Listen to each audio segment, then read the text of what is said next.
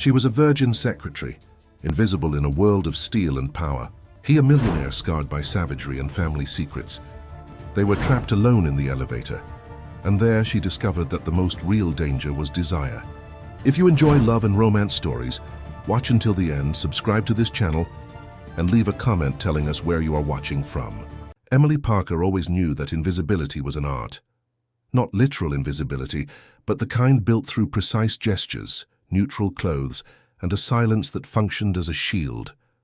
On the 43rd floor of Reynolds Tower in downtown Chicago, she occupied her small secretary's desk as if it were a refuge. Each morning at 7:45, she stepped onto the cold marble of the lobby, greeted the doorman with a discreet nod, and rode the elevator always looking at the floor. Her brown hair was perpetually confined in an austere bun, never a strand out of place. Her clothes followed a palette of greys and navy blues, cut to hide rather than reveal. Emily had perfected the technique of erasing herself. It was as if she had studied for years to become part of the furniture, a presence so neutral that people forgot she was there. And that was exactly what she wanted. Working at Reynolds Holdings demanded precision. Emily typed reports, organized schedules, answered phones, and handled documents with the meticulousness of someone who couldn't afford to make mistakes. Every spreadsheet was impeccable, every file in its place. She was efficient to the point of being almost robotic, and that guaranteed her something precious: peace. Nobody questioned a perfect secretary. Nobody investigated someone who didn't draw attention. But behind this controlled facade, Emily carried a world of fragmented memories. The small apartment in Lincoln Park where she lived alone was a silent museum of a life that was once different. On the refrigerator, yellowed photographs of a family that smiled. On the bedside table, a crumpled letter that she read and reread, always hoping to find some meaning in her father's words. "My dear Emily, if something happens to me, know that everything I did was out of love. The truth is more complex than it seems, and sometimes protecting those we love means carrying the weight of difficult choices alone." 7 years ago, Henry Parker had been found dead in the apartment where Emily grew up. The official version spoke of suicide, depression, debts, pressure at work, but Emily never believed it. Her father was strong, a fighter, incapable of abandoning her. He was the one who took care of her mother, Margaret, since she began showing the first signs of mental confusion. He was the one who worked as an accountant at Reynolds Holdings, dedicated and respected, until everything fell apart. Now Margaret lived as a resident at St. Vincent's Clinic in Evanston. Emily visited her every Sunday, brought white lilies and sat beside the bed, listening to fragments of sentences that never made complete sense. "They know, Emily, they always knew. The book was wrong. The numbers were wrong. Your father tried to speak, but they wouldn't let him." Margaret repeated these words like mantras, her eyes lost somewhere Emily couldn't reach. It was to pay for her mother's treatment that Emily accepted the job at Reynolds Holdings. The irony wasn't lost on her, working at the same company where her father had spent the last years of his life.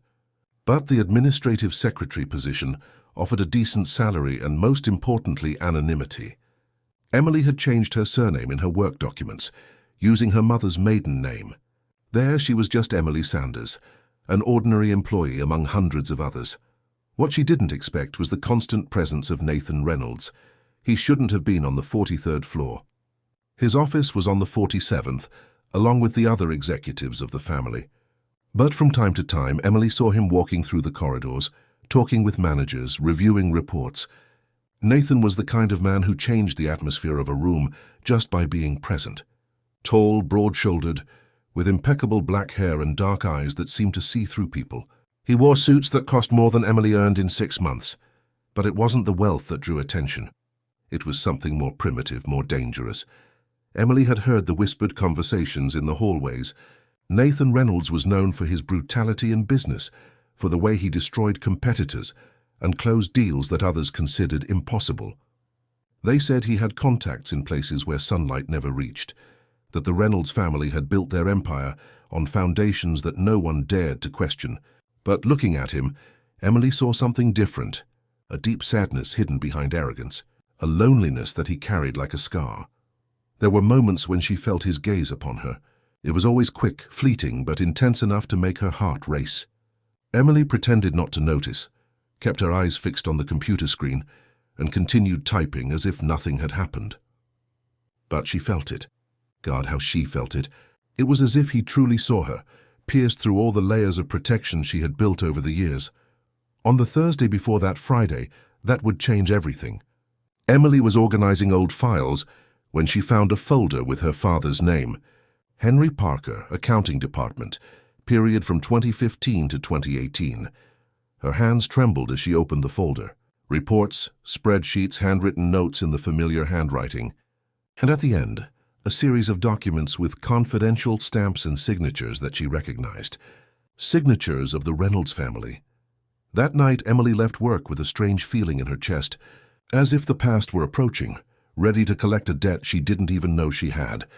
She took the train to Lincoln Park, climbed the 4 flights of stairs in the old building where she lived, and locked herself in the small but cozy apartment that she shared only with memories.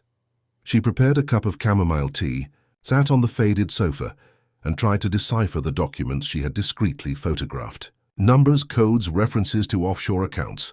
Nothing that made sense to her, but which obviously meant something important to someone. Important enough to be marked as confidential. Important enough for her father to have access to information that perhaps he shouldn't have had. For the first time in years, Emily allowed herself to question the official version of her father's death. And for the first time, the suspicion that there was much more behind that tragedy began to grow in her chest like a dark seed, ready to germinate. Friday arrived charged with a strange energy. Emily woke up at 5:30 in the morning with a weight on her chest that she couldn't explain. She had dreamed about her father again. This time he was in the office at Reynolds Holdings, pointing to a locked drawer and repeating something she couldn't hear. She woke up with the feeling that she had missed important information, as if her subconscious were trying to tell her something that her conscious mind refused to process. The day passed in a haze of reports and phone calls. Emily maintained her usual routine, but she was restless. Each time someone mentioned the name Reynolds, her heart jumped. Each time she saw a folder with old documents, she felt the urge to search through everything for more clues about her father's past. It was as if a door had opened in her mind, and now she couldn't close it again. At 6 in the evening, the office began to empty. Emily stayed later to finish a report that could perfectly well wait until Monday, but she needed an excuse not to go home immediately. The silent apartment, the yellowed photographs, the unanswered questions. All of this was waiting for her, and she wasn't ready to face it. It was exactly 7:32 in the evening when Emily finally decided to leave. The floor was practically empty, with just a few lights on in the manager's offices who worked late. She put the documents in the drawer, turned off the computer, and picked up the black synthetic leather purse she had been using for 3 years. Each gesture was automatic, mechanical, as if she were operating on autopilot. The corridor to the elevator seemed longer than usual. Her steps echoed on the polished marble, a rhythmic sound that accompanied her like a solitary soundtrack. Emily pressed the call button and waited, her eyes fixed on the digital numbers that indicated the elevator's descent. 47th floor, 46th, 45th, 44th. When the door opened, the cubicle was empty and silent, illuminated only by the cold light of LEDs embedded in the ceiling. Emily entered and pressed the button for the ground floor.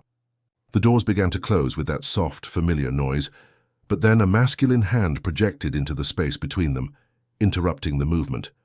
The doors opened again, and Nathan Reynolds entered the elevator. The space, which seconds before had seemed large and comfortable, suddenly became tiny. Nathan was even more imposing up close. Emily could smell his aftershave mixed with something more indefinable, more masculine. He wore a dark grey suit that perfectly molded his broad shoulders, and when he positioned himself beside her, Emily had to make a conscious effort not to move away. "Good evening," he said, and his voice was deeper than Emily remembered from the few times she had heard him speak on the phone or in meetings. "Good evening, Mr. Reynolds," she replied, keeping her eyes fixed on the numbers that indicated the floors. Her voice came out softer than she intended, almost a whisper. Nathan pressed the button for the basement where the private parking garage was located. Emily wondered what kind of car a man like him drove. Something expensive, certainly. Something that matched his dominant personality and impeccable suits. Perhaps a black BMW or a Mercedes? She lost herself for a moment imagining, trying to distract her mind from the tension that was taking over her body. The elevator began to descend. 43rd floor, 42nd, 41st. Everything normal, everything as always. But then, between the 34th and 33rd floor, there was a crack. A metallic sound followed by a jolt that made Emily lose her balance. She extended her hand to support herself against the wall, but the elevator stopped completely. The silence that followed was deafening. Emily looked at the digital panel, which now showed only luminous dashes without forming numbers. Nathan pressed some buttons, tried the emergency intercom, but nothing worked. They were trapped.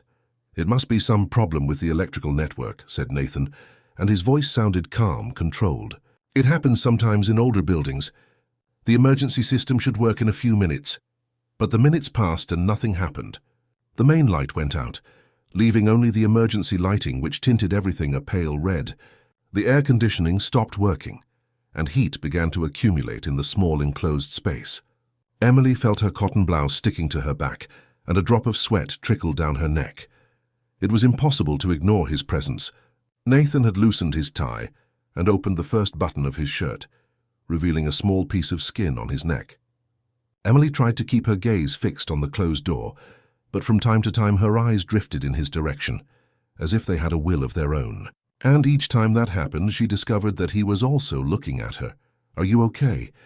he asked after 20 minutes of tense silence. Emily nodded, but she wasn't okay. She hadn't been okay for years. And being there, trapped in that small space with the man who had become a secret obsession, made all her defenses begin to crumble. It was as if the heat was melting the layers of protection she had built over the years. "Emily," Nathan said suddenly, and she startled. It was the first time he had said her name, and the way the word left his mouth made something strange happen in her stomach. "Yes, sir?" "You don't need to call me sir. We're stuck here, not in a work meeting." Emily nodded again, but couldn't repeat his name. Nathan. It was a strong, imposing name that matched the man in front of her perfectly. But saying it out loud seemed like an intimacy she wasn't prepared to assume. Time dragged like molasses. 30 minutes, 40, 50. Nathan had taken off his jacket and rolled up his shirt sleeves. Emily could see the defined forearms covered with dark hair. He had sat on the floor leaning against the back wall, and after much hesitation, she did the same on the opposite side. "Talk to me," he said suddenly. "Anything." This silence is becoming intense. Emily opened her mouth, but no sound came out. "What kind of conversation do you make with a man who carries the surname responsible for all your tragedies? What kind of intimacy do you allow with someone who might be connected to your father's death?" "I'm not very good with conversations," she finally said. "Why?" The question was simple, but the answer was too complex to be said out loud. Because talking meant exposing herself. Because words led to proximity, and proximity led to pain.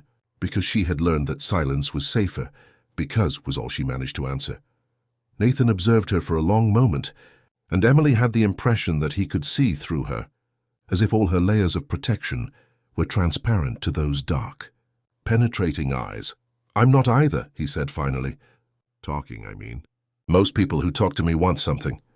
Money, power, protection, or they're afraid of me. And are you afraid of me?" he asked, and there was something in his voice that Emily couldn't identify. Vulnerability, perhaps, or genuine curiosity. Emily raised her eyes to meet his. It was the first time she allowed herself to look directly at Nathan Reynolds, and what she saw surprised her. Yes, there was power there. There was danger. But there was also a deep sadness, a loneliness that mirrored her own. "Should I be?" she replied, and it was the first time in years that she had asked a personal question to someone. The question hung in the air like a fragile bridge between them. Nathan studied her for a long moment, and she could almost feel the weight of his gaze on her skin.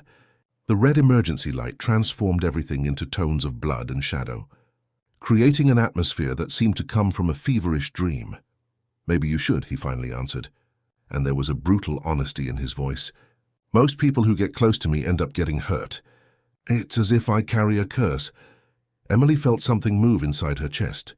It wasn't fear, it was recognition. She knew that feeling of carrying something toxic, something that contaminated everything around it.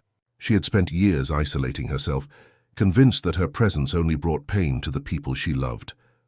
"I know what it's like," she said, and the words came out before she could think better. "To carry something that hurts others." Nathan leaned slightly forward, his eyes fixed on her. "What do you carry, Emily?" Her name in his mouth was like a caress and a slap at the same time.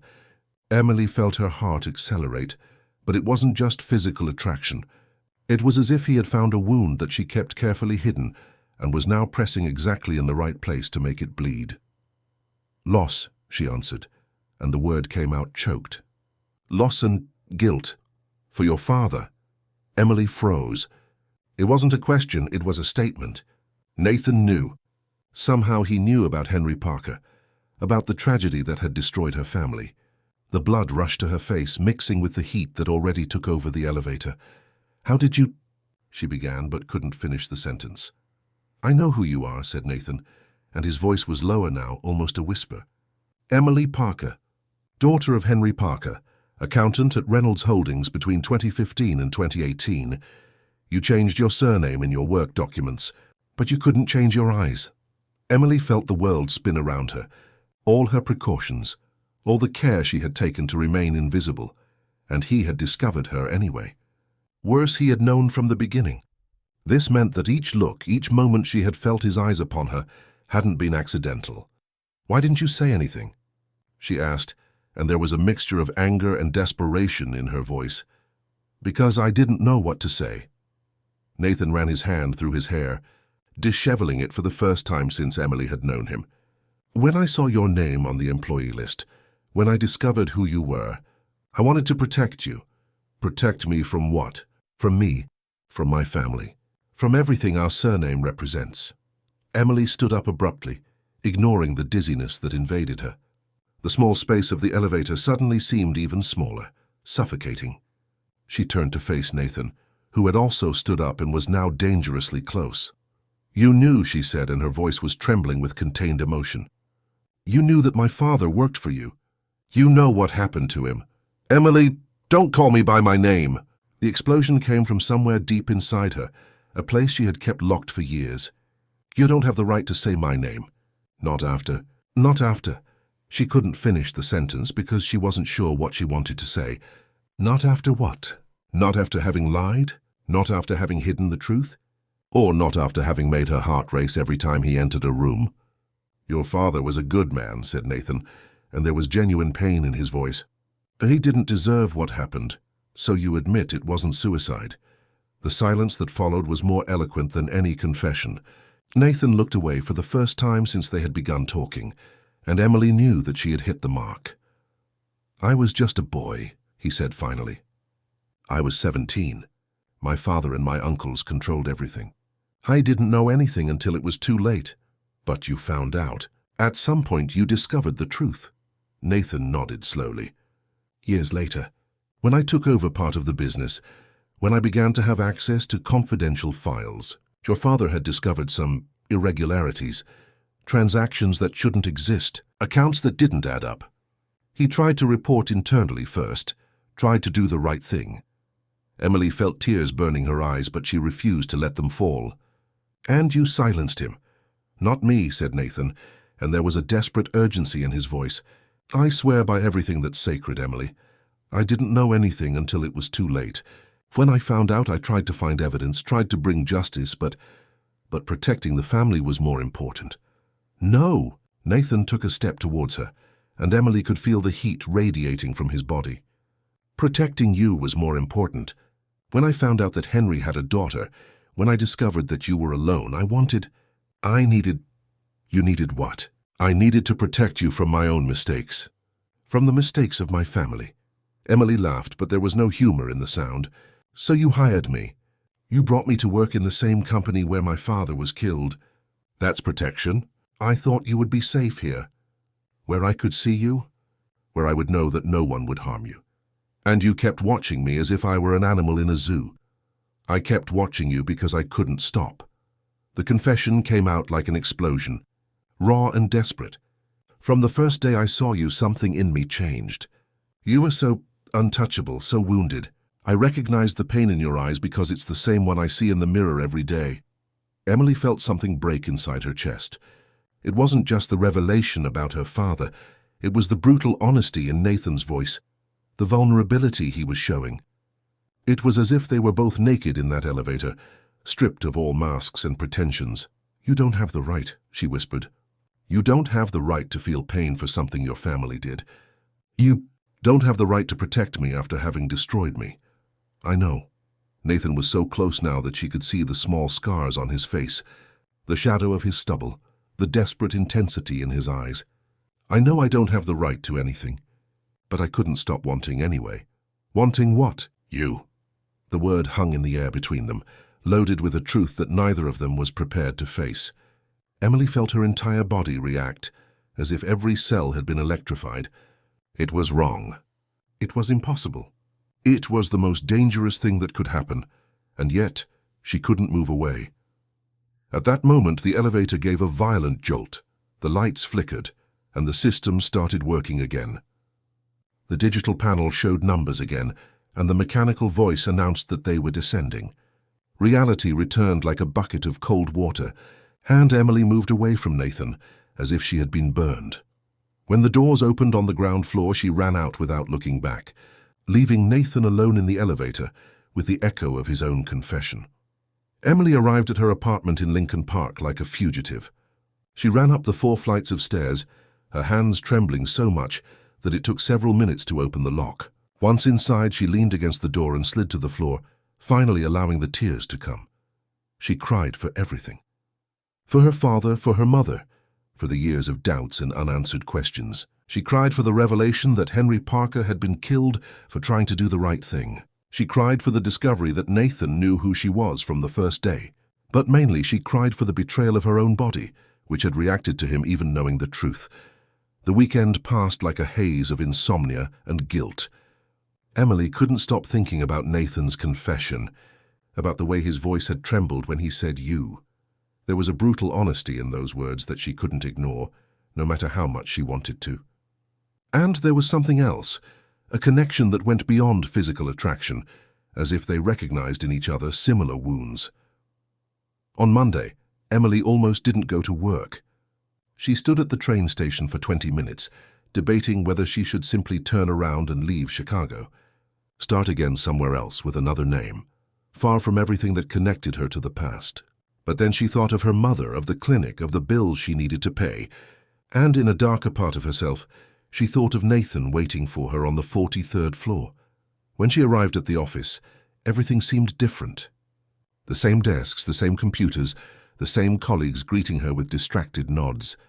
But Emily felt as if she carried a radioactive secret in her chest, something that was burning her inside, and that everyone could see. Nathan didn't appear on the floor that day. Nor on Tuesday. Emily found herself looking at the elevator. Each time she heard the noise of the doors opening, her heart racing with the possibility of seeing him. It was pathetic and she knew it, but she couldn't stop. On Wednesday, he sent an email. "Emily, I need to talk to you. Please don't ignore me, Nathan." She deleted it without responding. 20 minutes later, another one arrived. "I know you're angry. You have every right to be, but give me a chance to explain everything." Delete. 20 more minutes. "Your father kept evidence. Documents that can prove everything. I found them in his drawer years ago. They're safe. They're waiting for you." This time, Emily didn't delete it immediately. She looked at the screen for several minutes, the cursor blinking over the delete button. Evidence. Proof of what really happened to Henry. It was everything she had wanted for 7 years, and now it was within her reach. But it cost trusting the man who represented everything she hated. On Thursday, Nathan appeared in person. Emily was returning from lunch when she saw him standing next to her desk, talking quietly with the supervisor. When the woman walked away, he remained there, hands in his pockets, waiting. Emily approached slowly, her heart beating so hard that she was sure everyone could hear it. Nathan wore a navy blue suit that emphasized his dark eyes, and there was something different about him. He seemed more tired, more vulnerable, as if the days of silence had also taken a toll. "Can I talk to you?" he asked when she came close enough. "We're talking," she replied, keeping her voice low and neutral. "In private." Emily looked around. Several colleagues were pretending to work, while obviously paying attention to the conversation. Nathan Reynolds' presence on the administrative floor wasn't something that went unnoticed. "We have nothing to talk about," she said, but her voice came out less firm than she intended. "Yes, we do." Nathan leaned slightly forward, and Emily could smell the familiar perfume. "You want to know about your father. I have the answers." "All of them?" Emily hesitated. It was emotional blackmail and she knew it, but the promise of finally discovering the truth was too irresistible to ignore. "5 minutes," she said. "In the empty meeting room at the end of the hallway." Nathan nodded and moved away in the indicated direction. Emily waited a few seconds before following him, trying to appear casual. The small meeting room at the end of the hallway was mainly used to store old equipment, and rarely did anyone go there. When Emily entered, Nathan was already there, standing with his back to the door, looking through the window that faced the center of the city. She closed the door behind her and stood near the entrance, keeping her distance. "Speak," she said. Nathan turned slowly. In the natural light that came through the window, Emily could see that he really looked exhausted. There were dark circles under his eyes and a tension in his shoulders that wasn't there before. "Your father discovered that my family was laundering money through the company," he said without preamble.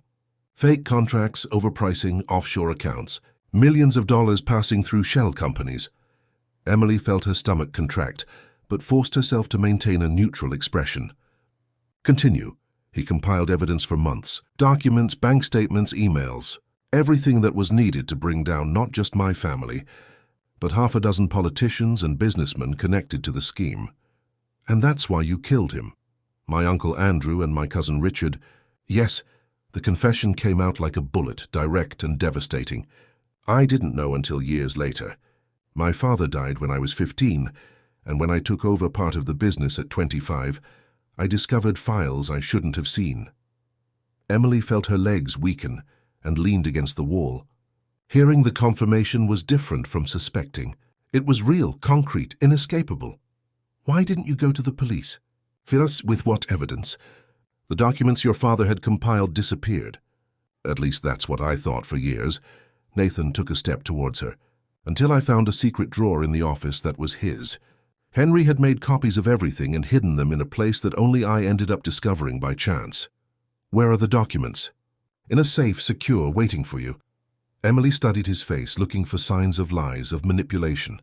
But all she saw was exhaustion and a brutal honesty that made her believe him despite all the reasons not to believe. "Why are you telling me this?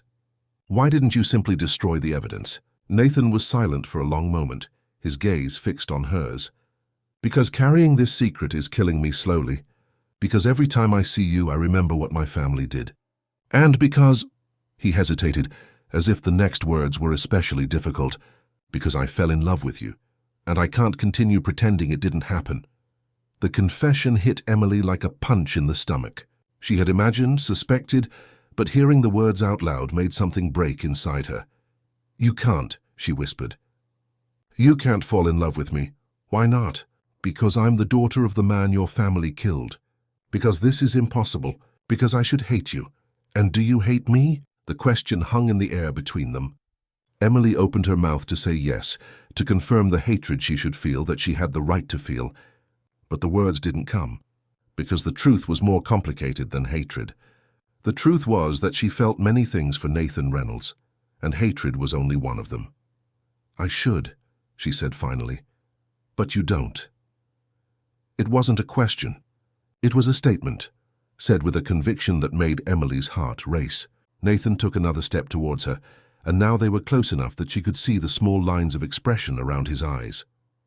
"Emily," he said, and the way he pronounced her name made something melt inside her. "I know I don't have the right to ask for anything. I know I should stay away from you. But I can't. You're the first thing I think about when I wake up and the last before I sleep. You've taken over every corner of my mind." Emily felt the defenses she had built over the years beginning to crumble. It was dangerous being so close to him, feeling the heat radiating from his body, seeing the vulnerability in his eyes. It was dangerous because a part of her wanted to believe, wanted to surrender to that impossible madness. "The evidence," she said, trying to cling to something concrete. Would you show me the evidence? Yes, everything, every document, every piece of proof. You would have everything you need to destroy my family. And would you be willing to testify, to confirm everything you know? If that's what you want, yes. Emily studied him for a long moment. It was impossible not to see the sincerity in his eyes, the willingness to sacrifice everything for her. It was frightening and exciting at the same time. I need to think, she said. Nathan nodded. How much time do you need? I don't know. Maybe forever. He smiled, and it was a sad but genuine smile. I'll wait, even if it's forever. Emily spent the rest of the week in a state of emotional suspension. Nathan's words echoed in her mind at every moment. I fell in love with you.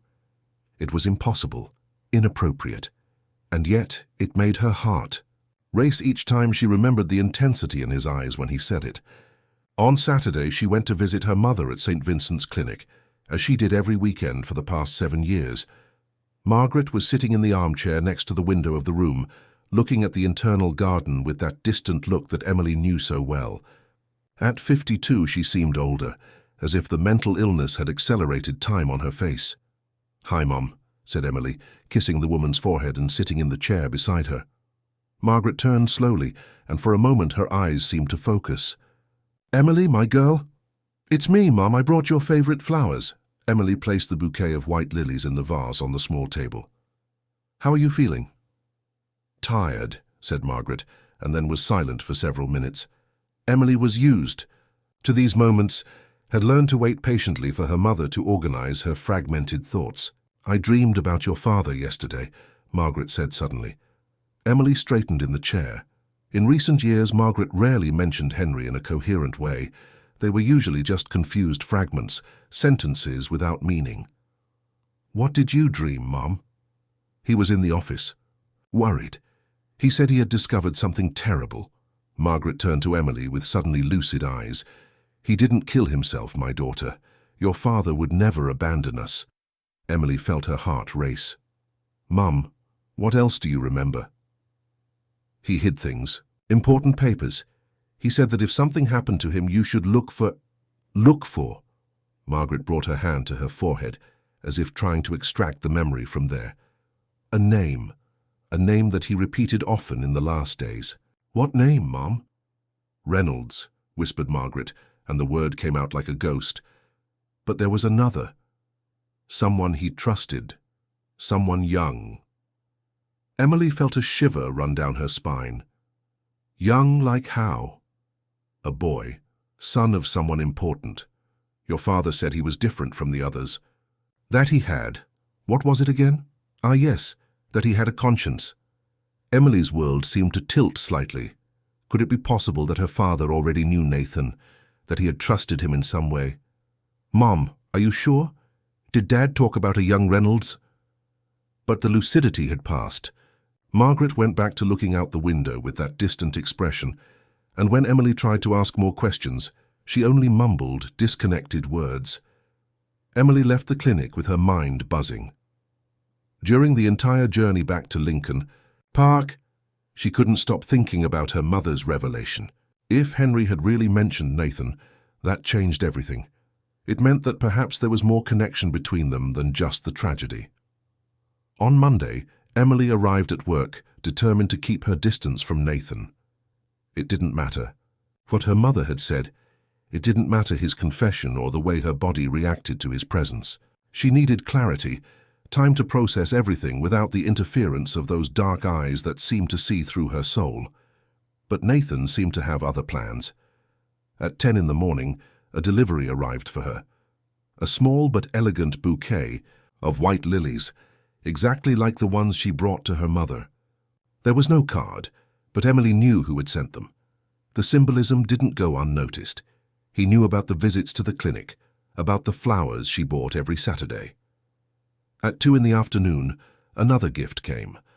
A small box with a book of poems by Emily Dickinson, A Root of Evanescence. Emily opened it to the marked page and found a verse underlined in pencil. The soul selects her own society, then shuts the door. In the margin, a handwritten note. For someone who carries poetry in pain. N. Emily felt something move in her chest. It was impossible not to be touched by the delicacy of the gestures, by the way he seemed to understand her wounded soul. But it was also frustrating because it showed how much he had observed her, how much he knew about her. On Wednesday, he appeared in person again. Emily was leaving for lunch when she found him waiting in the lobby. He wore dark jeans and a white cotton shirt, no tie. He looked younger this way, more accessible. "Can I have lunch with you?" he asked, without preamble. Emily looked around. The lobby was full of employees coming and going, and several people had already noticed his presence. "It's not a good idea," she said.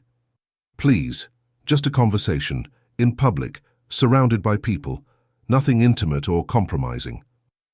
Emily hesitated. Part of her wanted to say no, to keep her defenses up, but another part, a stronger part than she would like to admit, wanted to spend more time with him, wanted to better understand the man behind the impossible confession. "1 hour," she finally said, "and we talk as colleagues."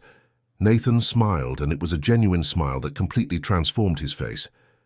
"Deal." They went to a small restaurant 2 blocks from the tower, specializing in home-cooked food. Emily ordered a salad, Nathan a daily special. During the first few minutes, the conversation was cautious, formal. He asked about work. She answered neutrally. But gradually, the tension began to decrease. "Can I ask a personal question?" said Nathan, after the food was brought. Emily looked at him suspiciously. "Depends on the question. Why did you never leave Chicago? After what happened to your father, why did you stay?" Emily moved the salad with her fork, thinking about the answer. "My mother. She needs me. But you could have taken her with you. She's stable here, knows the doctors, has a routine, and I—" Emily stopped, realizing she was about to reveal more than she intended. "And you?" "I didn't want him to win," she finally said. "Whoever killed my father. I didn't want them to think they had broken me." Nathan studied her for a long moment. "You're stronger than you think." "I don't feel strong." "The strongest people rarely do." There was something in his voice, an understanding that went beyond superficial sympathy. Emily wondered what kind of pain Nathan carried, what kind of weight made him understand loneliness so well. "And you?" she impulsively asked. "Why did you never get married? You took over the family business early. You must have had many opportunities." Nathan smiled bitterly. "It's hard to trust someone when you know your surname is a magnet for opportunists. And it's even harder when you carry secrets that could destroy any relationship, like the secret about my father." Among others, Emily felt a dangerous curiosity grow inside her. What other secrets did Nathan carry? What other guilt weighed on his shoulders? "My mother said something strange over the weekend," she said suddenly. She hadn't planned to tell, but the words came out on their own. Nathan leaned forward, interested. "What did she say?" "That my father mentioned a young Reynolds, someone he trusted." Emily studied his face, looking for some reaction. "Was that someone you—" The silence that followed was long and tense. Nathan looked away. His jaw contracted as if he were fighting against some painful memory. "Yes," he finally said. "Your father approached me a few weeks before he died. He knew I wasn't involved in the darker operations of the family. He thought I could be an ally." "And were you?" "I tried to be, but I was young, inexperienced. I underestimated the danger he was in." Nathan met her eyes again. "If I had known what they were going to do, I would have prevented it." "In any way?" Emily saw the genuine pain in his eyes and felt something soften in her chest. There was a difference between guilt and responsibility, and she was beginning to understand that Nathan carried more of the former than the latter. "That's why you protect me," she said. "Because of the promise you couldn't keep to him." "In the beginning, yes. But now—" Nathan hesitated, as if the next words were especially risky. "Now it's because I can't imagine my life without knowing that you're okay."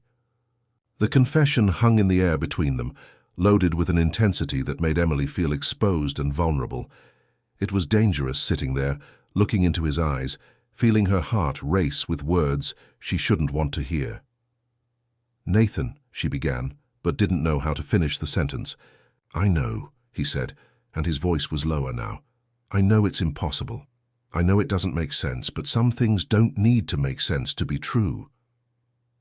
Emily felt the defenses she had built over the years beginning to crumble again. It was as if Nathan had found the exact frequency that made her emotional walls vibrate until they broke. Emily left lunch with Nathan in a state of emotional confusion that bordered on panic. Every word he had said, every look they had exchanged, was engraved in her memory with a painful clarity. During the rest of the afternoon, she tried to concentrate on work, but her fingers typed automatically while her mind infinitely replayed the moment when he said, "I can't imagine my life without knowing that you're okay." That night, lying in the twin bed of the small apartment, Emily found herself touching her own lips and imagining what it would be like to kiss him. It was a dangerous, forbidden thought, but one that refused to leave her mind. She had never kissed anyone with real desire. The few kisses of her adolescence had been clinical experiences, empty of any genuine emotion.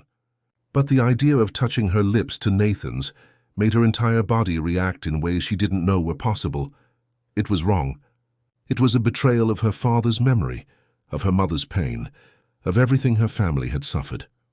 But it was also the first time in years that she felt truly alive. On Thursday, Nathan didn't appear at the office. Emily found herself looking at the elevator at every noise, her heart racing with the expectation of seeing him.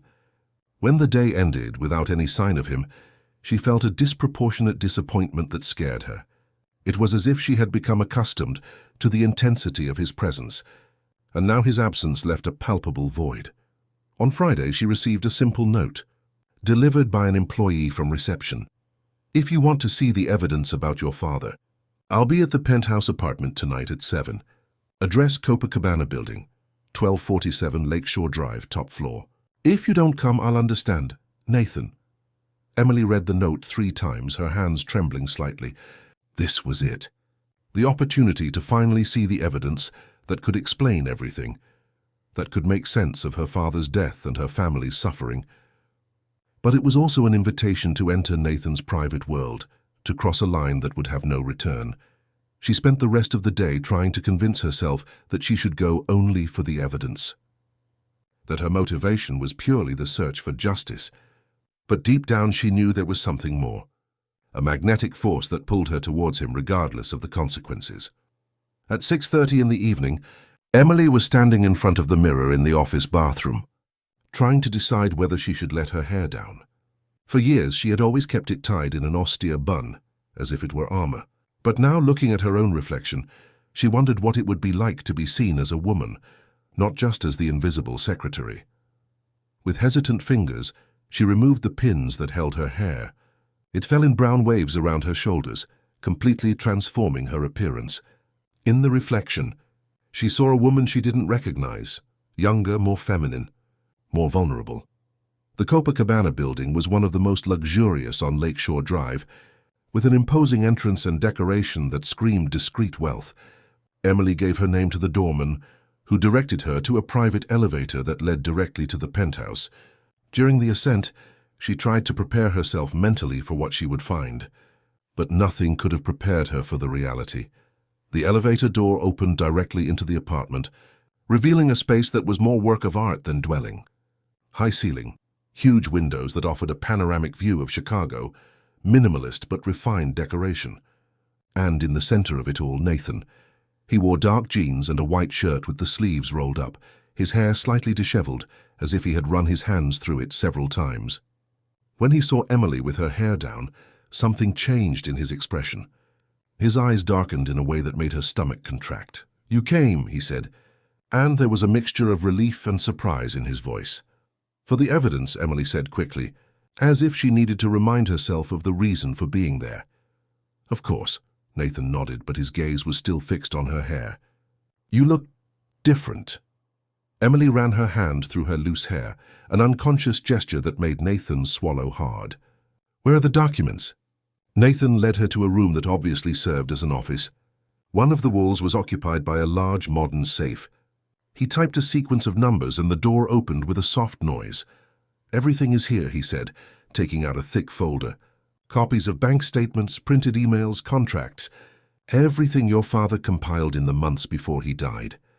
Emily took the folder with trembling hands. It was heavy, substantial. Months of her father's investigation summarized in paper and ink. She opened the first page and saw Henry's familiar handwriting, meticulous notes next to numbers that didn't make sense to her. Can I sit and read carefully?" she asked. "Of course. Make yourself comfortable. I'll prepare some coffee." Nathan moved away, leaving Emily alone with the ghosts of the past. She sat in the leather armchair behind the desk and began to leaf through the documents. Slowly, a pattern began to emerge. Suspicious transfers, shell companies, inflated contracts. Her father had discovered a complex money laundering scheme that involved not just the Reynolds family, but influential politicians and businessmen. An hour later, when Nathan returned with 2 cups of coffee, Emily was crying. They weren't tears of sadness, but of anger. Pure, burning anger against the people who had killed an honest man for trying to do the right thing. "Emily," Nathan said softly, placing one of the cups beside her. "He knew he was going to die," she said, her voice choked. "In the last notes, he talks about hiding the evidence because if something happens to me..." He knew, and yet he continued investigating. Nathan knelt beside the armchair, his eyes level with hers. "He was brave, braver than any of us. And you killed him for it." "Not me," said Nathan, and there was a desperate urgency in his voice. "Emily, I swear by your father's memory that I didn't know anything until it was too late." Emily looked at him through her tears. She saw the genuine pain in his eyes, the guilt that consumed him, and for the first time she completely believed him. "I know," she whispered. "I know you didn't do it." The relief that passed over Nathan's face was palpable. He closed his eyes for a moment, as if an immense weight had been lifted from his shoulders. "What are you going to do with the evidence?" he asked. "I don't know." Emily wiped the tears with the back of her hand. "Part of me wants to turn everything over to the police, see everyone pay for what they did. But another part what?" Emily looked him in the eyes and for the first time allowed him to see all the confusion she felt. "Another part doesn't want to destroy you in the process." The confession hung in the air between them. Nathan leaned forward, and suddenly they were too close, breathing the same air. "Emily," he whispered, and there was something in his voice that made every nerve ending of hers light up. "I shouldn't be here," she said, but didn't move away. "But you are. I shouldn't want this one, but you do." It wasn't a question. It was a statement, said with a conviction that made Emily's heart race until it hurt. Because it was true. God help her, it was true. Nathan raised his hand slowly, giving her time to move away. When she didn't move, he touched her face with a delicacy that made her tremble. His thumb traced the line of her cheekbone, cleaning a tear that had escaped. "You're the most beautiful thing I've ever seen," he said, and his voice was hoarse, loaded with an emotion that made Emily feel naked. "Nathan," she whispered, and it was a request and a plea at the same time. He leaned forward until their faces were inches apart. Emily could feel his breath on her lips, could see every detail of his dark eyes. "If you want me to stop, say it now," he whispered. Emily opened her mouth to say the words she knew she should say, to put an end to that madness before it was too late. But the words didn't come. Instead, she closed her eyes and leaned forward. The first touch of his lips on hers was soft, hesitant, as if he were asking permission. But when Emily responded, when their mouths opened to each other, everything changed. The kiss became urgent, desperate, years of loneliness and repressed desire exploding between them. Emily had never been kissed like this, had never felt the world disappear around her, had never experienced the kind of hunger that made her want to completely lose herself in another person. Nathan's hands were in her hair, on her face, and she found herself grabbing his shirt, as if she would drown without the contact. When they finally separated, both were breathing heavily. Emily looked into Nathan's eyes and saw her own desperation reflected there. "What have we done?" she whispered. "Something we should have done a long time ago," he answered, and the truth in those words scared her more than any lie could. The kiss changed everything between them. When they separated, Emily felt as if she had crossed a bridge that caught fire behind her. There was no going back. There was no more pretending that she didn't feel what she felt, that she didn't desire what she desired. "Emily," Nathan said her name like a prayer, his hands still entangled in her hair. "Are you sure?" She wasn't sure of anything. Wasn't sure that this was right, that it wasn't a betrayal to her parents, that it wasn't the biggest madness of her life. But she was sure of one thing: she couldn't stop. "No," she answered with brutal honesty. "I'm not sure of anything, but I can't leave." Nathan studied her for a long moment, as if trying to decipher every nuance of her expression. "I don't want you to regret it." "I already regret it," she said, and there was a painful truth in those words. "But not in the way you imagine." He frowned, confused. "I regret having waited so long to feel this," she clarified, and saw the impact of the words on his face. Nathan got up slowly, extending his hand to her.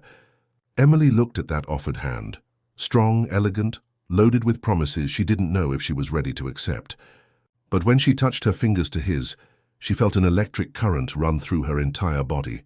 He led her through the corridors of the penthouse to the master bedroom. It was a spacious and minimalist room, dominated by a king-size bed with impeccable white sheets. Huge windows offered a night view of Chicago that seemed straight out of a movie, the city lights blinking like terrestrial stars. "If at any moment you want to stop," Nathan began, but Emily silenced him by placing her fingers on his lips. "Don't talk," she whispered. "If I think too much, I'll find 1,000 reasons not to do this." Nathan kissed her fingers, a gesture so intimate that it made her stomach contract. "Then don't think." It was easier said than done. Emily had spent years training her mind to analyze, control, keep distance. But when Nathan began to kiss her neck, when she felt his lips on the sensitive skin behind her ear, thought became impossible. They undressed slowly, as if they were unwrapping a fragile gift that could break with haste.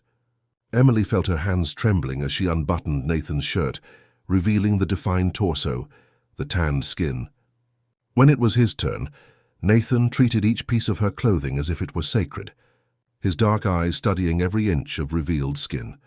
"You're perfect," he whispered, when she was only in her underwear. And there was a reverence in his voice that made Emily feel truly seen for the first time in her life. "I'm not," she protested, trying to cover her body with her arms. Years of self-imposed invisibility had left her insecure about her own appearance. Nathan gently held her wrists, preventing her from hiding. "To me, you are." When they were finally naked before each other, Emily felt a mixture of vulnerability and power that she had never experienced. Nathan looked at her as if she were the first woman he had ever seen, and there was something in his eyes that went far beyond physical desire. They kissed again, but this time it was different. Slower, deeper, as if they were trying to memorize every sensation. Nathan's hands traveled over her body with a patience that drove her crazy, touching her as if she were something precious that could break. "I never," Emily began, but the words died in her throat when he kissed the curve between her neck and shoulder. "I know," he whispered against her skin. "We'll go slow." But Emily didn't want slow. She wanted to be consumed, wanted to completely lose herself in that madness. When he finally touched her where she needed it most, when she felt his fingers exploring with a delicacy that made her tremble, she thought she could die from so much pleasure. "Nathan," she moaned, and it was the first time she said his name with true intimacy. "I'm here," he responded, and there was an emotion in his voice that went far beyond physical passion. "I'm here with you." When he finally positioned himself above her, when she felt the weight of his body pressing hers against the mattress, Emily knew there was no going back. This was it. This was the moment when she would stop being the untouchable woman she had been for so many years. "Look at me," Nathan asked, and when she opened her eyes, she saw that he was holding himself to not move. "I want to see you." The first penetration was intense, a mixture of pain and pleasure that made Emily arch her back. Nathan stopped immediately, his face contracted with concern. "Are you okay?" Emily nodded, her hands grabbing his shoulders. "Don't stop. Please don't stop." He moved slowly, carefully, until the pain gave way only to pleasure. Emily had never imagined that she could feel so complete, so connected to another person. It was as if they had been made to fit perfectly together. When the rhythm intensified, when the movements became more urgent, Emily felt something grow inside her, a delicious pressure that made her lose control. Nathan seemed to know exactly how to touch her, how to move his body to take her to the limit. "Let it come," he whispered in her ear. "Let it go," and Emily did. She let herself break completely in his arms, screaming with pleasure, in a way she had never imagined possible. Nathan followed her seconds later, her name on his lips like a blessing. They remained embraced for a long time, breaths still accelerated, sweaty and intertwined bodies. Emily felt as if she had been reassembled from scratch, as if the woman who had entered that room was completely different from the one lying there now. "What are you thinking?" Nathan asked, his fingers tracing lazy circles on her back. "That I should feel guilty," Emily answered honestly. "But I don't." "And how do you feel?" Emily thought about the question. How did she feel? Complete, alive, transformed, scared, all at the same time. "Like I've woken up from a very long sleep," she finally said. Nathan pulled her closer, kissing the top of her head. "I love you," he said suddenly, and the words came out as if he could no longer hold them back. Emily moved away to look into his eyes. There was a vulnerability there that she had never seen before, as if he were completely offering himself to her. "Nathan, I know it's crazy. I know it doesn't make sense, but I love you, Emily. I've loved you since the first day I saw you, and now I can't imagine existing without you." Emily felt her eyes fill with tears. They weren't tears of sadness, but of an emotion so intense that her body didn't know how to process it. "I love you too," she whispered, and it was the first time she said these words to someone and really felt them. "I shouldn't, but I do." They kissed again, and this time it was a kiss of promise, of commitment. Emily knew they had crossed a line from which they could not return. She knew that loving Nathan Reynolds meant accepting a life of complications, of conflicts, of impossible choices. But for the first time in years, she wasn't thinking about the complications. She was thinking only of the sensation of being in the arms of the man she loved, of having finally found someone who saw her completely and loved her anyway. That night, they made love 2 more times, each more intense than the previous one. Emily discovered a side of herself that she didn't know existed, wild, passionate, capable of a complete surrender that scared and excited her at the same time. When they finally fell asleep, intertwined in the rumpled sheets, Emily had the sensation that her life had been divided into 2 parts, before that night and after it. And despite all the reasons she had to regret, despite all the pain and complication that love promised to bring, she wouldn't change anything. For the first time in her life, Emily Parker was truly alive. Emily woke up with the golden light of Saturday morning coming through the huge windows of the penthouse. For a moment, she didn't know where she was. Then she felt Nathan's arm around her waist, the heat of his body against her back, and everything came back at once. The previous night, the surrender, the words of love whispered in the dark. She turned carefully to observe his sleeping face. Nathan looked younger this way, the lines of tension that normally marked his features softened by sleep. Emily extended her hand and delicately touched his face, still not completely believing that this had happened. "Good morning," said Nathan, opening his eyes and catching her by surprise. His voice was hoarse from sleep, and the smile that spread across his face made Emily's heart race. "Good morning," she replied, suddenly shy. In the daylight, the magnitude of what they had done began to sink in. Nathan leaned in and kissed her, a slow and sweet kiss that made Emily melt again. When they separated, he studied her face with attention. "Are you regretting it?" he asked, and there was a vulnerability in his voice that made her press against him. "No," she said, and realized it was true. Despite all the complications this represented, she didn't regret it. "Are you?" "Never," he responded with a conviction that made her smile. They spent the morning in bed, talking quietly, getting to know each other in ways that went beyond the physical. Nathan told about his lonely childhood in a family obsessed with power, about the pressure of carrying a surname that weighed like a cross. Emily talked about the years taking care of her mother, about the loneliness that had become her constant companion. It was almost noon when Emily realized she needed to leave. She had a commitment to visit her mother at the clinic, and she couldn't miss it. "I can take you," Nathan offered while she was getting dressed. "It's not a good idea," Emily replied, buttoning her blouse. "If someone sees us together." "Emily." Nathan approached and gently held her face between his hands. "I don't care what people will think." "But I care," she said, and saw the hurt pass through his eyes. "Not because I'm ashamed of you, but because I need time to process all of this." Nathan nodded, though he clearly didn't like the idea. "When will I see you again?" The question made something tighten in Emily's chest. When would she see Nathan again? How would this work? They couldn't continue meeting secretly forever. "I don't know," she answered honestly. Emily left the penthouse in a state of emotional confusion. She took the train to Evanston, with the feeling that everyone could see the change in her, as if she carried a visible mark of the previous night. She felt different, transformed in a fundamental way that she didn't know how to hide. At St. Vincent's Clinic, she found her mother more agitated than normal.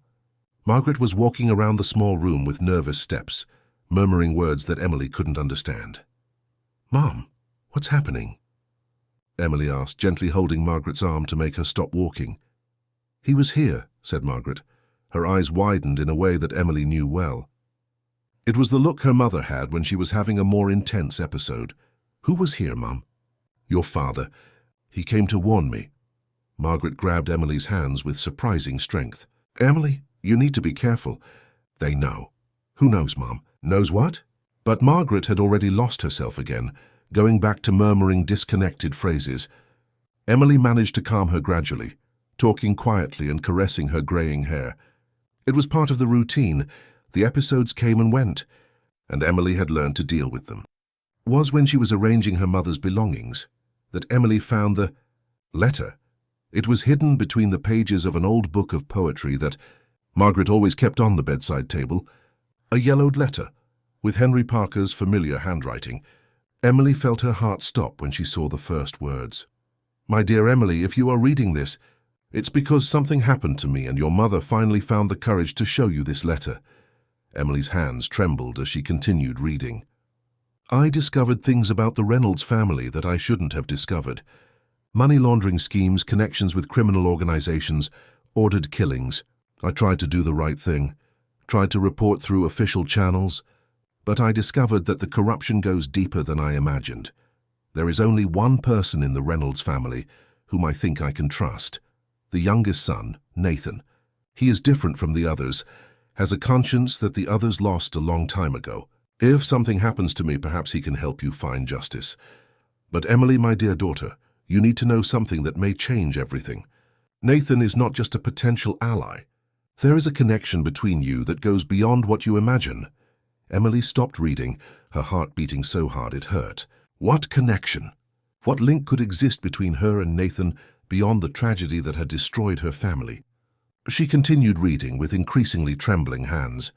26 years ago, when you were just a few months old, you and Nathan were promised to each other. Emily's world seemed to tilt dangerously. Promised? What did that mean? It was an agreement between me and Robert Reynolds, Nathan's father. A pact made to seal a business alliance, a way to unite our families. Of course, this was before I discovered what the Reynolds family really was. Before I understood that I had sold my daughter to the devil. I tried to break the agreement, tried to find a way to free you from this promise. It was part of what put me in danger. The Reynolds never give up what they consider theirs by right. Emily felt as if she was suffocating. Promised. She had been promised to Nathan since she was a baby, as if she were property to be transferred. And the previous night, God in heaven, the previous night had been the fulfillment of a contract she didn't even know existed. The letter continued. If Nathan comes to you, if he tries to get close, you need to know that it may not be by chance. It may be because he knows about the agreement. It may be because he was raised believing that you belong to him, but it could also be genuine. Nathan was always different. When I met him, I saw in him a humanity that the other members of his family lack. If the love he shows is real, if he is willing to renounce everything for you, then perhaps you can trust him. The choice is yours, my daughter. It always was and always will be yours. No agreement made by men can decide your destiny. But you deserve to know the truth before making that choice. With all my love, Dad. Emily let the letter fall to the floor, her legs weakening until she had to sit in the chair next to her mother's bed. Everything made sense now. The way Nathan always knew who she was, the obsession he demonstrated, the protection he offered. It hadn't been love at first sight. It had been the fulfillment of a promise made when she was still a baby. He lied, she whispered to the empty room. He lied about everything. Margaret, who had been quiet during the reading, approached her daughter with a sudden lucidity. "No, my daughter," she said, her voice clearer than Emily had heard in years. "He didn't lie about the love. I saw it in his eyes when he was a child. I saw the way he looked at your photograph. The agreement existed, but what grew afterwards was real. How can you know?" Margaret smiled sadly. "Because I know the difference between obligation and devotion. And what I saw in that boy's eyes years ago was devotion." Emily stood up abruptly, the letter still on the floor at her feet. "I need to leave." "Emily, wait." But she was already leaving her mother and the letter behind. She needed air, needed space to think, needed to understand if everything she had felt the previous night had been real or just the product of a manipulation that had lasted decades. On the street, as she walked without direction, Emily felt her phone vibrate. A message from Nathan. "I can't stop thinking about you. When can I see you again?" Emily looked at the message for a long moment, then typed a response. "We need to talk. Now I know about the agreement." The response came almost immediately. "Emily, let me explain." But she had already turned off the phone. She wasn't ready for explanations, not yet. First, she needed to decide if there was still anything to be explained, or if everything that had happened between them was nothing more than a well-told lie. Emily couldn't go back home. She wandered the streets of Chicago for hours, her mind buzzing with the revelation of the letter. Each word Nathan had said to her now seemed loaded with a sinister meaning. "I watched you long before that day," he had confessed. Of course he watched. She was property he had inherited, a promise that needed to be fulfilled. The phone wouldn't stop ringing. Nathan called insistently, but Emily rejected all calls. She wasn't ready to hear more lies, more manipulations disguised as romanticism. At 8 in the evening, exhausted physically and emotionally, Emily finally returned to the apartment in Lincoln Park. She climbed the stairs slowly, each step seeming like a mountain. When she reached her floor, she found Nathan standing in front of the door. He looked devastated. The suit was wrinkled, his hair disheveled, and there was a hopelessness in his eyes that she had never seen before. When he saw her, he quickly stood up from the position where he was sitting on the floor of the hallway. "Emily, please let me explain." "There's nothing to explain," she said, her voice icy, as she looked for the keys in her purse. "Now I understand everything." "You don't understand anything." Nathan took a step towards her, but Emily moved away as if he were toxic. "I understand perfectly. I understand that since I was born, I was treated as property of your family. I understand that you always knew this and pretended our meeting was casual. Emily, please listen to me." "Why?" "So you can tell me more lies. So you can convince me that everything that happened yesterday was real?" Emily managed to open the door and turned to face him. "You knew about the agreement when you hired me. You knew when you started watching me. You knew when you kissed me." "Yes, I knew," Nathan admitted, and the brutal honesty in his voice caught her by surprise. "I always knew. But that doesn't mean I lied about my feelings." Emily laughed, but it was a bitter sound without humor. "Of course it does. How can I know what's real when everything started with a lie?" "Because you know me," Nathan said, entering the apartment behind her before she could prevent him. "You know me better than anyone in the world. Look into my eyes and tell me you don't see true love there." Emily turned to face him, prepared to dismiss him once and for all. But when she looked into his eyes, she saw a vulnerability so raw, so desperate, that it almost made her stumble. There was pain there, yes, but there was also something else, something that seemed too genuine to be feigned. "It doesn't matter what I see," she said, trying to remain firm. "What matters is what you hid from me." "Then let me tell you the whole truth." Nathan closed the door behind him and stood near the entrance, as if he knew that any movement towards her would be interpreted as a threat. "Yes, I knew about the agreement. My father told me when I was 16. He said I had been promised to Henry Parker's daughter since I was a child." Emily felt her stomach contract upon hearing that confirmed. "But Emily, I rejected the agreement immediately.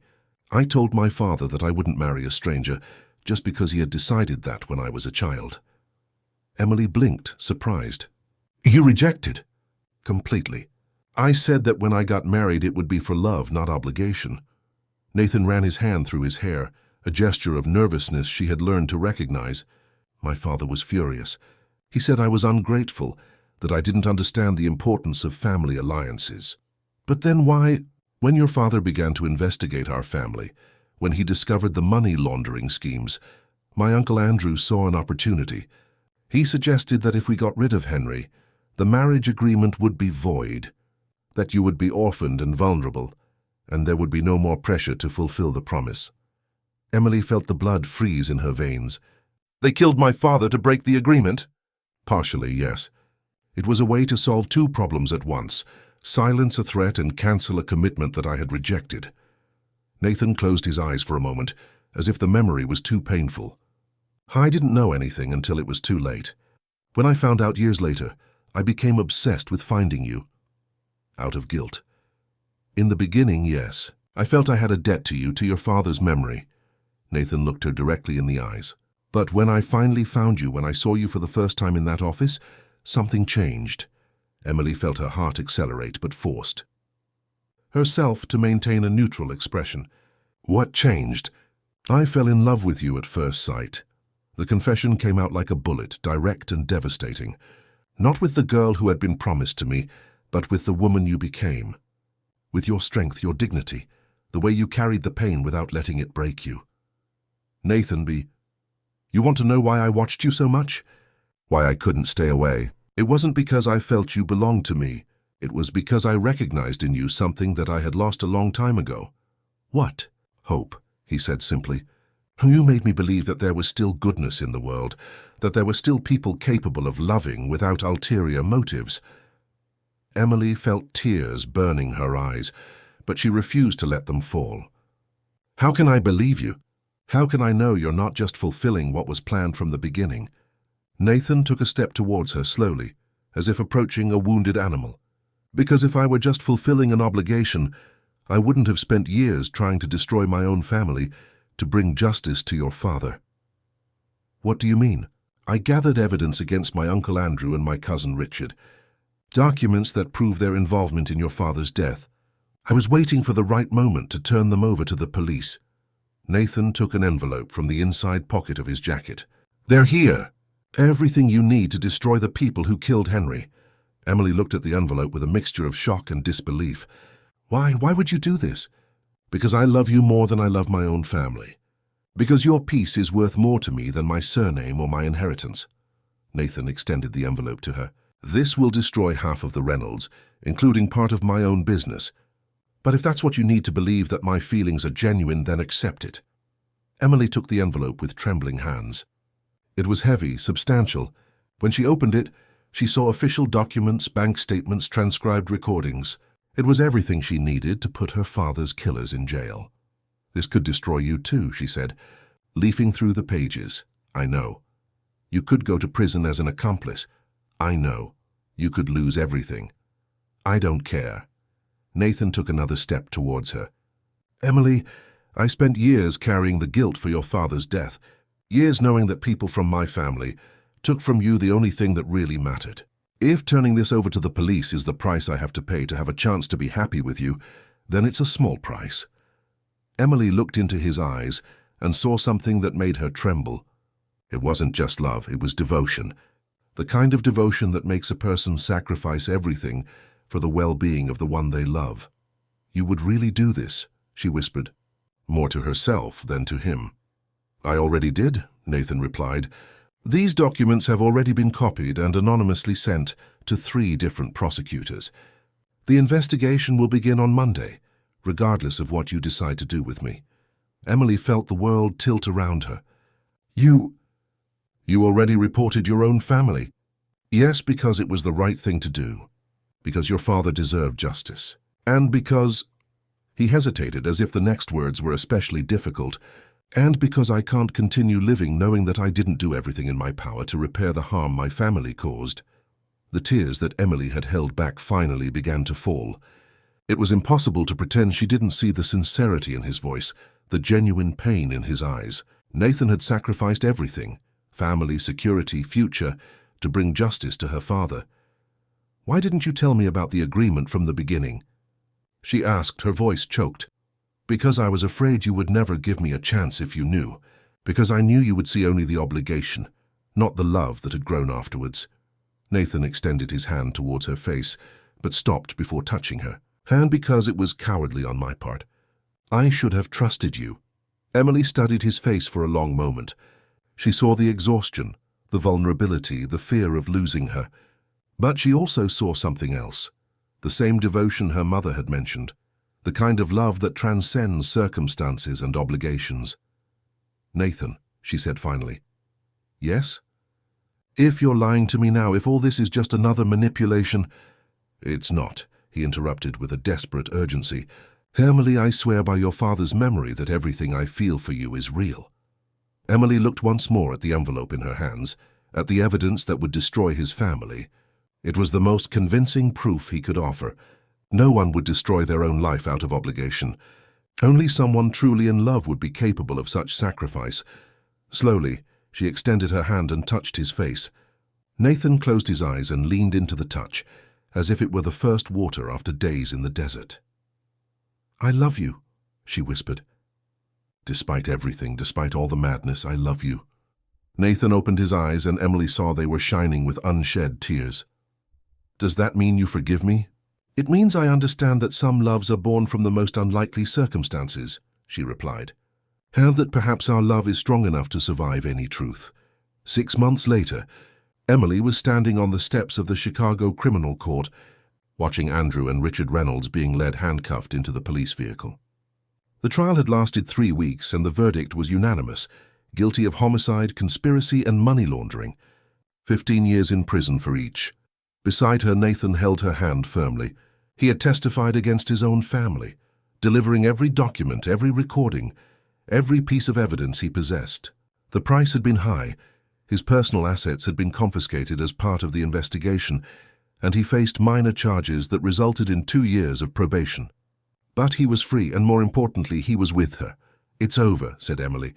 And for the first time in 7 years, she really believed those words. "It's over," Nathan confirmed, gently kissing her temple. The last few months had been a whirlwind of changes. Emily had resigned from Reynolds Holdings the day after the confrontation in her apartment. Not because Nathan had asked, but because she was finally ready to stop hiding. With the compensation she would receive for her father's murder, she could take care of her mother and still have freedom to choose what to do with her own life. And for the first time, she knew exactly what she wanted. "Shall we go home?" Nathan asked, and Emily smiled, hearing the word. Home. They had moved in together 3 months ago to an apartment in Lincoln Park, not far from where Emily had lived alone for so many years. It wasn't as luxurious as Nathan's penthouse, but it was theirs, built on genuine love instead of blood and guilt. "Let's go," she replied. On the way, they stopped at St. Vincent's Clinic. Emily's mother had improved significantly since the truth about Henry's death had finally come to light. It was as if the weight of the secrets she had carried for years had finally been lifted. She still had difficult days, still needed specialized care, but there was a new lucidity in her eyes. "How was the trial?" Margaret asked when they entered the room. "Convicted," Emily replied, sitting beside the bed and holding her mother's hand. 15 years each. Margaret nodded slowly, then looked at Nathan. "Thank you," she said simply, "for doing the right thing." Nathan leaned in to kiss the woman's forehead. In the last few months, he had developed a special relationship with Margaret. It was he who accompanied her to therapy sessions when Emily couldn't, who brought the white flowers she liked, who sat patiently listening to her fragmented stories about the past. "Henry would be proud of you both," Margaret said, and Emily felt her eyes fill with tears. It was the first time her mother had spoken of her father in the past tense, without seeming confused. When they left the clinic, the sun was setting over Chicago, tinging the sky with golden and rosy tones. Emily walked hand in hand with Nathan, feeling a lightness she hadn't experienced in years. It was as if she had spent decades carrying an immense weight and could finally breathe freely. "Emily," Nathan said suddenly, stopping in the middle of the sidewalk. "What is it?" He turned to face her, and there was something in his eyes that made her heart race. It was nervousness, but a different kind, not of fear, but of expectation. There's something I've wanted to ask you for months, but I was waiting for the right moment. Emily felt her stomach contract with anticipation. Nathan, I know our story began in a complicated way. I know we carry scars that will never completely disappear. He took both her hands in his. But I also know that you completely transformed me. You taught me what it is to love someone more than myself. Emily felt her heart beating so hard that she was sure he could hear it. When we were children, our parents made a promise in our name. A promise I rejected at the first opportunity. Nathan released one of her hands and put his own in the pocket of his jacket. But now I want to make a different promise. A promise that comes from my heart, not from obligation or family tradition. He knelt right there on the sidewalk, taking a small velvet box from his pocket. Emily brought her free hand to her mouth. Her eyes widened with shock. Emily Parker, said Nathan, opening the box to reveal a simple but elegant ring. Will you marry me? Not because of an agreement made when we were children, but because I can't imagine a future without you. Tears were freely flowing down Emily's face now. People stopped on the street to observe the scene, but she barely noticed. All she saw was the man kneeling before her, the man who had sacrificed everything to give her justice, the man who loved her with a devotion that transcended any external promise. Yes, she whispered, then repeated louder, yes, I accept. Nathan stood up and kissed her right there on the street, a kiss that spoke of fulfilled promises and shared futures.